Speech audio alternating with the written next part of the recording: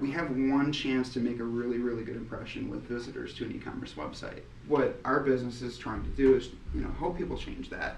Help small businesses engage with consumers not only in their place of business, but beyond the doors. Let people shop your store from the couch. And as it pertains to local businesses, that impression can be everlasting.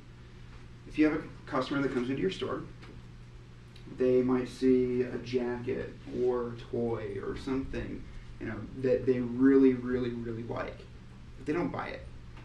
There's something emotionally that's keeping them from buying that. But you can tell them when they walk out the door, thanks for stopping in. By the way, I saw you really liked that widget. It's on our website. Go home, check it out. If you'd like, you can purchase it on our website and come back and get it.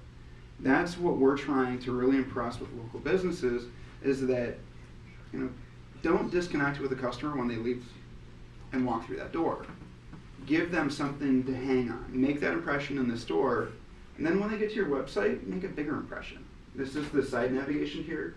Make it easy for people to find what they're looking for. And stick with a common theme. From a search engine optimization perspective, common page titles, common page content, just, everything should be relevant to whatever the consumer is looking for. The more relevant and the more focused you can be, the more successful you're going to be. How many of you have heard of QR codes? Seen the crazy little checkerboard looking things? You're going to see a lot more of them. If you're not doing anything with QR codes yet, really start looking into them. There's a couple really good QR code readers. Does everybody have a smartphone or an Android device or iPhone? There's an application called Enigma. That's probably the most common system. It's INIGMA. Enigma is, all it is a QR code reader. But the nice thing about QR codes, when you compare them to barcodes, is anybody can create one and anybody can use one.